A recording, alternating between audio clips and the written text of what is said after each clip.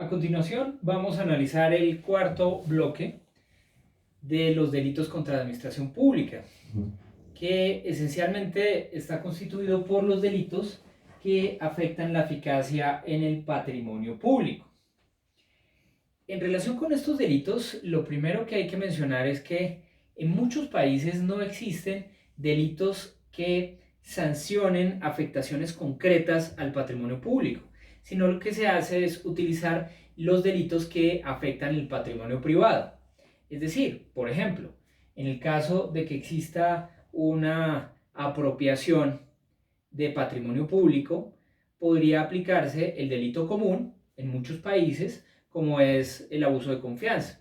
En Alemania, en Francia, en el sistema anglosajón, no existe el delito de peculado. Lo que existe es simplemente un delito de abuso de confianza que se califica cuando lo que se afectan son recursos públicos por parte de un servidor público, con una pena agravada. La lógica o la filosofía de mantener independientes los delitos que afectan el patrimonio público, es decir, distintos a los que afectan el patrimonio privado, viene esencialmente de Italia. Italia lo hereda posteriormente a España y a través de España y a la influencia italiana llega a muchos países de América Latina, aunque no todos hacen esa distinción. Bien, dicho eso, entonces vamos a señalar que en nuestro Código Penal esencialmente existen dos grandes modalidades de delitos que afectan el patrimonio público.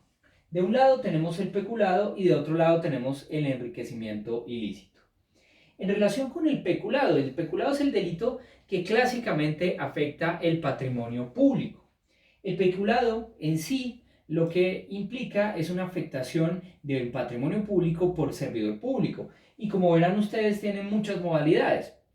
Por eso lo importante es que se den para el peculado dos características. Hay dos características comunes a todas las modalidades de peculado. La primera es el sujeto activo. El sujeto activo en todas las modalidades de peculado es un servidor público, pero con unas características especiales. No basta con ser servidor público para ser sujeto activo del delito de peculado. Es necesario algo más. Hasta finales de los años 90 se consideraba que solamente podría ser sujeto activo del delito de peculado aquel servidor público que fuera ordenador del gasto.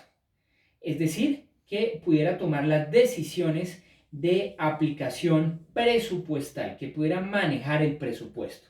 Esencialmente en esa época se aplicaba a los alcaldes y en algunos casos a lo que en ese momento se llamaban los tesoreros públicos, pero no se aplicaba a otros sujetos que pudieran de alguna forma tener una disponibilidad de recursos públicos. Bien, sin embargo, desde finales de los años 90 todo esto comenzó a cambiar, esencialmente por casos en los cuales habían sujetos que se apropiaban de recursos públicos sin ser ordenadores del gasto.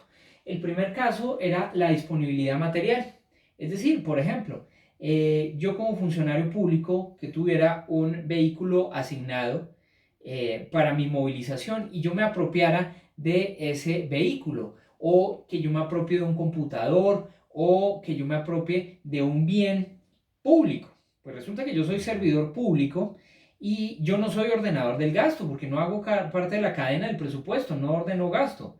Y en ese sentido, pues no se me podría en ese momento aplicar el delito de peculado porque no soy ordenador del gasto. Y de allí que todo eso llevó a una serie de reflexiones en los años 90 que al final llevaron a que la Corte Suprema de Justicia cambiara la tesis del ordenador del gasto y por lo tanto en relación con el sujeto activo exigiera tres requisitos que tienen que darse de manera concatenada, es decir, de manera acumulada. Para ser sujeto activo del delito de peculado, en ese sentido, lo primero es que el sujeto tiene que ser servidor público. Lo segundo es que tiene que actuar en ejercicio de sus funciones. Y lo tercero, que tenga la disponibilidad jurídica o material de los recursos específicos. disponibilidad jurídica o material, porque pues de un lado pues tenemos la disponibilidad jurídica, que eso es algo más amplio que la ordenación del gasto, implica simplemente la posibilidad de disponer de recursos sin tener una relación directa con el presupuesto. Y lo segundo, pues la disponibilidad material la tiene cualquier persona que tenga la tenencia legítima del objeto público. Es decir, volviendo a los casos que les dije, esos eventos en los cuales el servidor público que se apropiaba de su vehículo no respondía por peculado porque no era ordenador del gasto, ahora sí van a ser considerados como peculado. ¿Por qué?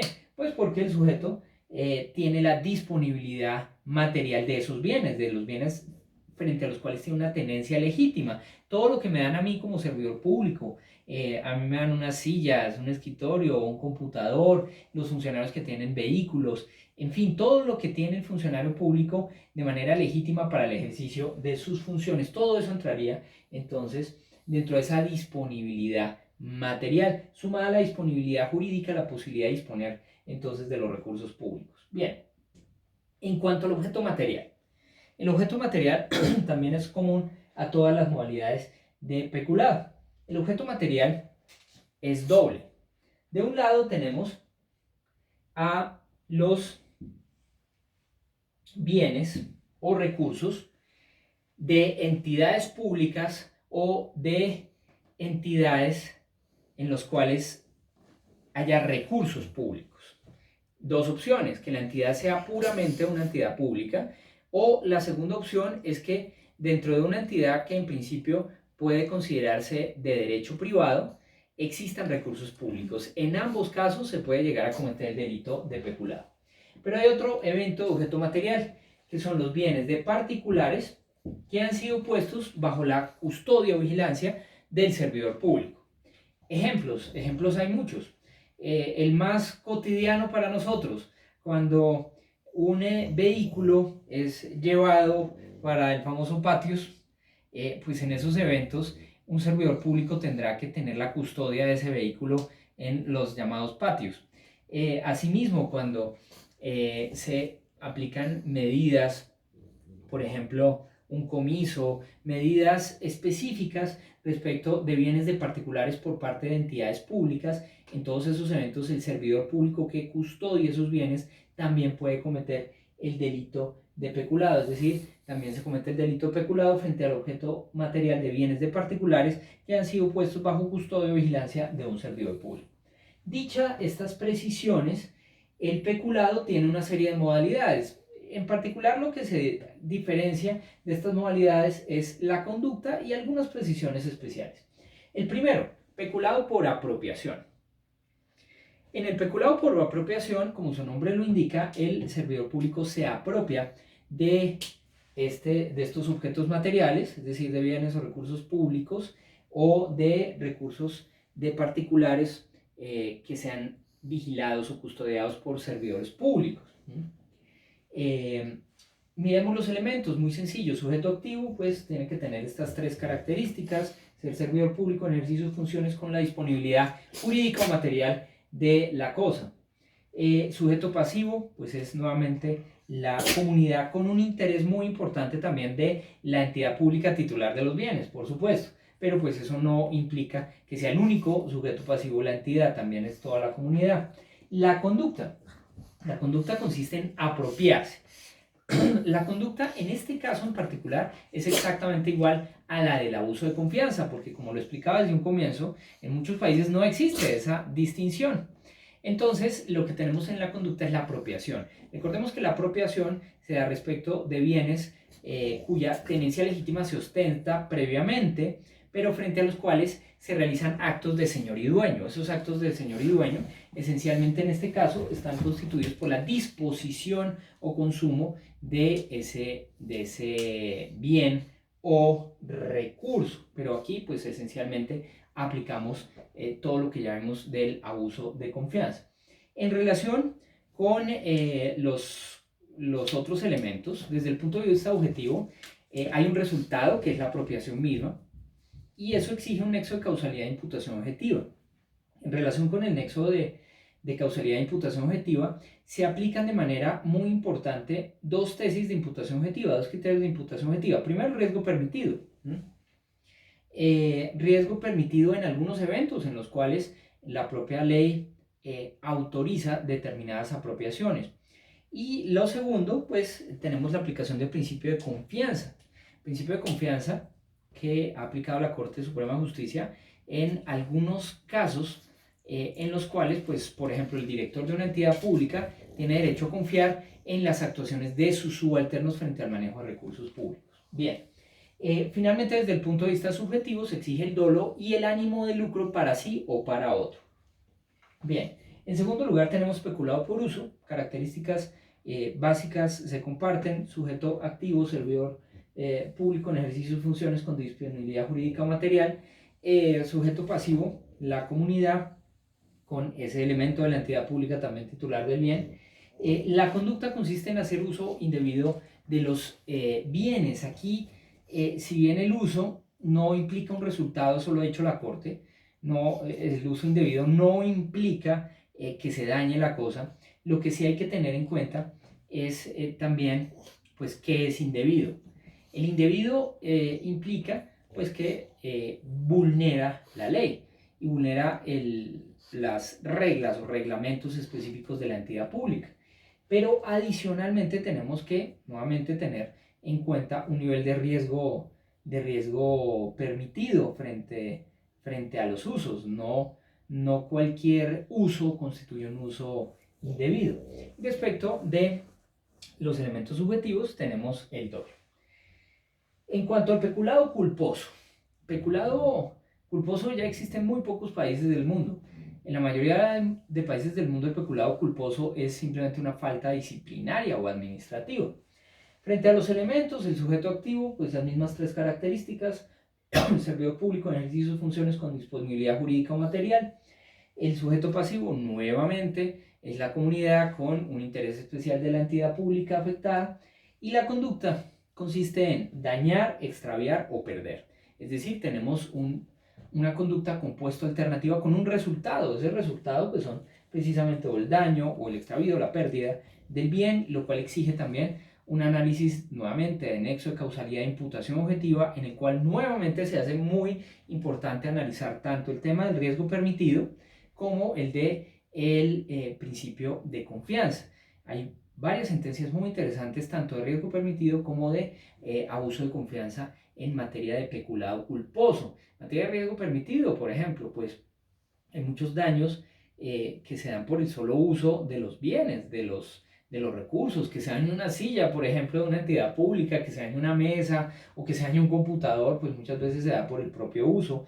Y asimismo, pues hay sentencias muy interesantes sobre la aplicación del principio de confianza de la imputación objetiva para excluir responsabilidad de los directores de entidades públicas que han confiado, pues, en el manejo de recursos que hagan sus subalternos, siempre y cuando, por supuesto, no se den las causales de exclusión del principio de confianza, que recordemos que son, primero, cuando la persona no cumple las reglas de la actividad; segundo, cuando tenga indicios de que el otro sujeto no cumple las reglas de la actividad; y tercero, cuando no cumpla con sus deberes de vigilancia y control. Bien, desde el punto de vista subjetivo, pues tenemos que tener en cuenta que es un delito culposo. Como tal, pues exige, pues, que el sujeto sea representado, la posibilidad del resultado, o que al menos que el resultado sea previsible desde el punto de vista subjetivo. Adicionalmente, al ser un delito culposo, pues también se exige la violación del deber objetivo de cuidado como componente objetivo muy importante en el análisis del peculado culposo. En cuarto lugar, tenemos un delito muy interesante que es el peculado por aplicación oficial diferente. Es un delito en el que esencialmente se sanciona darle a recursos públicos un manejo distinto al señalado en el presupuesto, o aplicar recursos a un objeto determinado superiores al señalado en el presupuesto. Lo que sanciona es un mal manejo del presupuesto, de la disciplina presupuestal. Es un delito que ya en la mayoría del mundo no existe. Existe en muy pocos países. En la mayoría del mundo, como en el caso del peculado culposo, es simplemente una falta disciplinaria. Aquí en Colombia, pues, nos llenamos de delitos contra la administración pública y por tanto también sancionamos esta conducta. En cuanto a los elementos, el sujeto activo en principio cumple estas tres características, es decir, ser servidor público en ejercicio de sus funciones con una disponibilidad jurídica o material, pero adicionalmente, este sujeto sí tiene que tener una relación con el presupuesto. Es decir, debe ser un sujeto que maneje el presupuesto. Es un cuarto requisito muy importante del sujeto activo en el peculado por aplicación oficial diferente.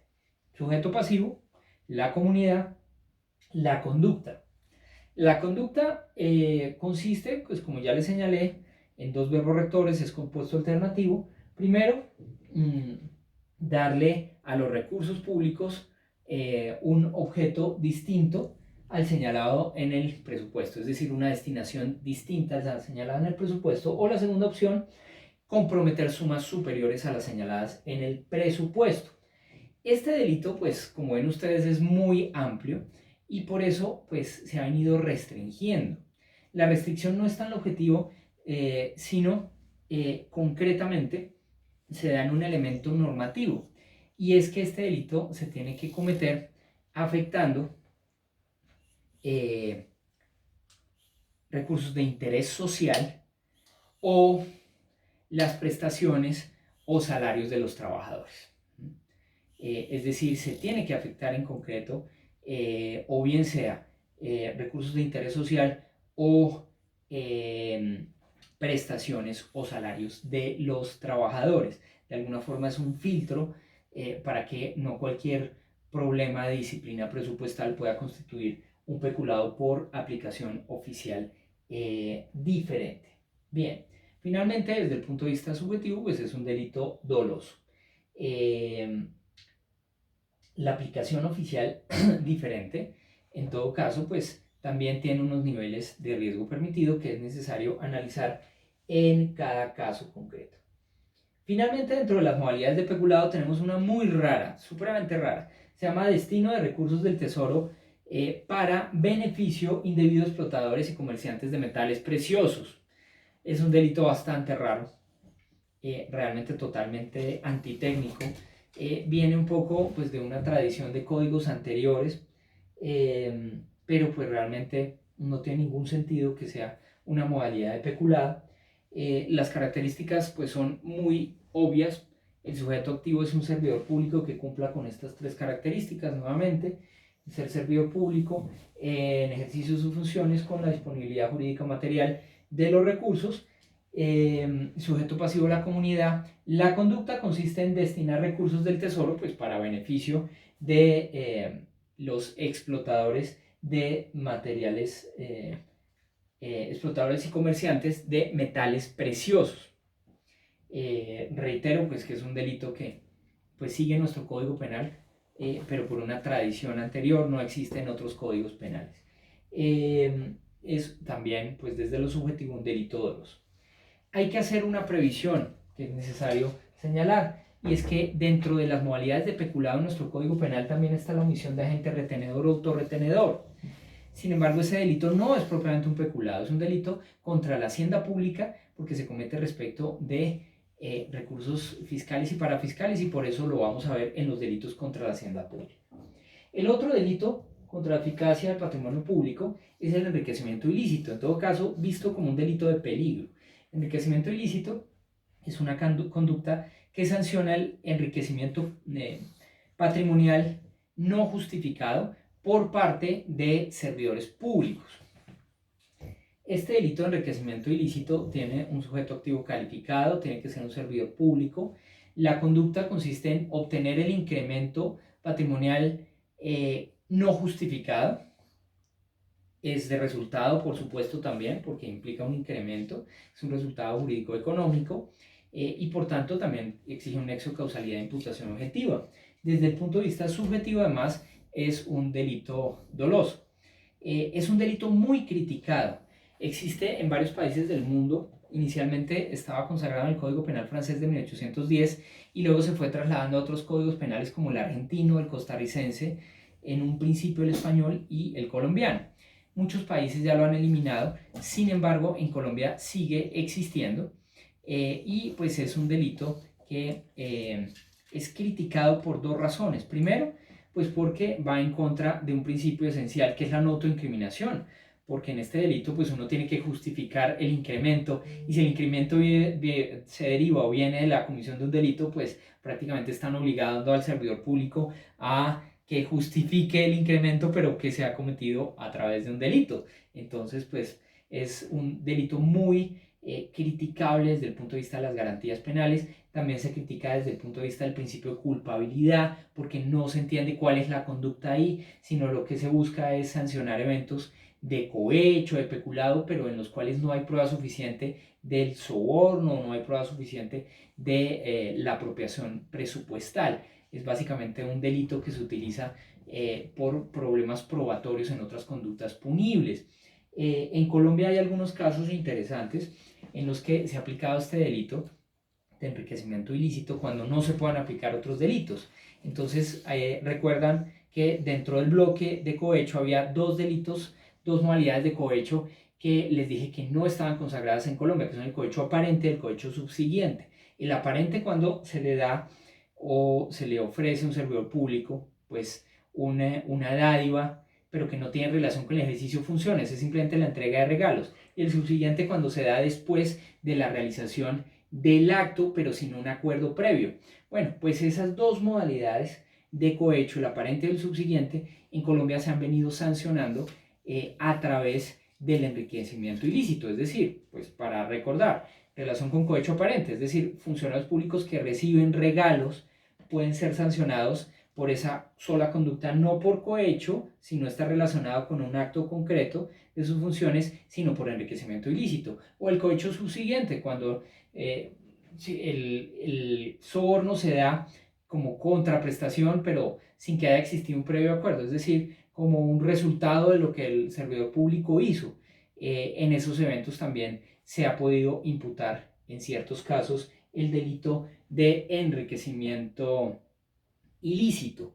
Reitero, pues desde el punto de vista subjetivo, es un delito doloso, no tiene elementos subjetivos especiales, aunque pues por su propia materialidad implica pues un ánimo de lucro, ¿no? Porque lo que se sanciona es la obtención de un incremento injustificado, es decir, que aquí el elemento subjetivo especial es subsumido por el dolo. No hay un elemento subjetivo especial, sino que el mismo dolo trae incorporado el ánimo de obtener un enriquecimiento patrimonial.